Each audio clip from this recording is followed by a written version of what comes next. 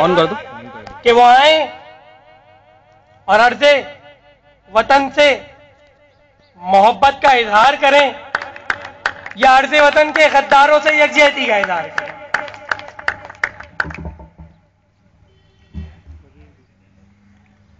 अऊज़ु बिल्लाहि मिनश शैतानिर रजीम, बिस्मिल्लाहिर रहमानिर रहीम। यहाँ पर मौजूद तमाम हाज़रीन महफिल को अस्सलामु अलैकुम। मेरी तकरीर का मौजू ए अर्ज़े वतन के गद्दारों, हम तुमसे बगावत करते हैं।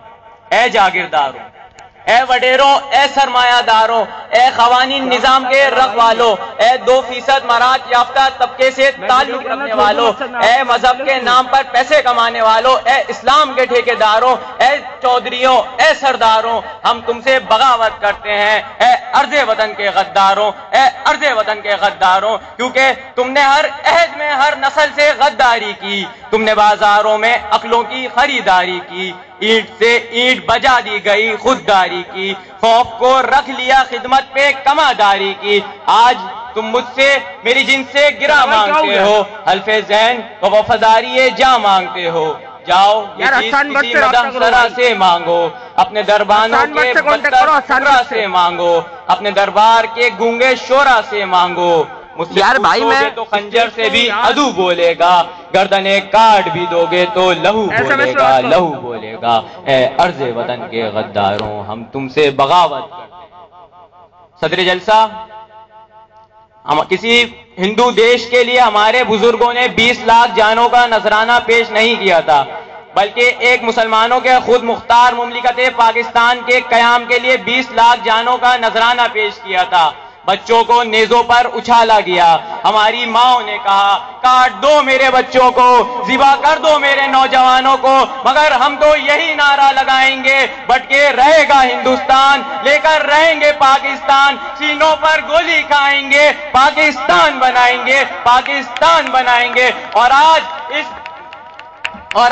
इस जलसे से, इस महफिल से मैं ये बोलता हूं कि सीनों पर गोली खाएंगे, पाकिस्तान बचाएंगे, पाकिस्तान बचाएंगे। सदर मजलिस, अगर हक बोलना बगावत है, अगर जुल्म के खिलाफ अपनी आवाज को बुलंद करना बगावत है, अगर मजलूमों के साथी का साथ देना बगावत है, अगर उस 120 गज के घर में रहने वाले उस नौजवान का साथ देना बगावत है, उस अजीम लीडर का साथ देना बगावत है, उस अजीम कायद का साथ देना बगावत है, जिसको ये जागीरदार वडेरे सरमायादार लुटेरे 2% मराज याफ्ता तबके से ताल्लुक रखने वाले ये जो 2 कौड़ी के लोग बुरा भला कहते हैं, वो भी सिर्फ इसलिए कि उसने इनकी रकम इनके मुंह पे दे मारी।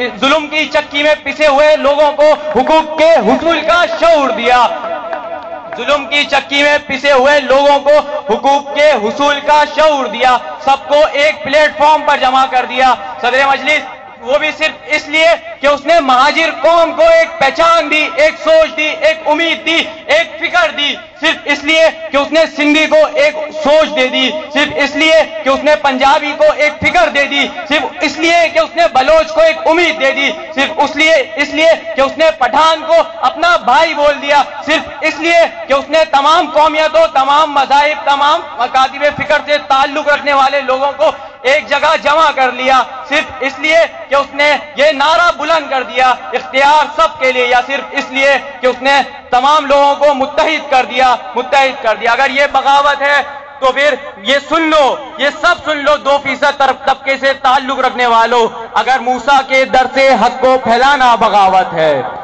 अगर ईसा के दिल की बात बतलाना बगावत है, बगावत है यही तो फिर सारे पैगंबर ही बागी थे, मोहम्मद मुस्तफा कौनैन के सरवर भी बागी थे, अली असगर भी बागी थे, अली अकबर भी बागी थे। सितम का अकल के अंधों ने दामन थाम रखा है, इज़ारे हकीकत का बगावत नाम रखा है, इज़ारे हकीकत का बगावत नाम रखा है। मैं अपनी तकरीर को समेटते हुए ये इस दुआ के साथ इधर से इजाजत चाहूंगा।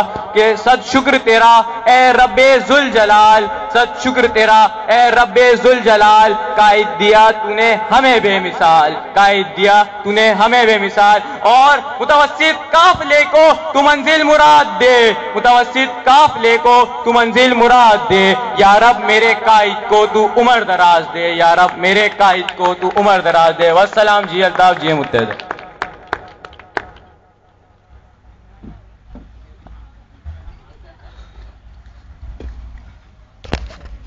یہ تھے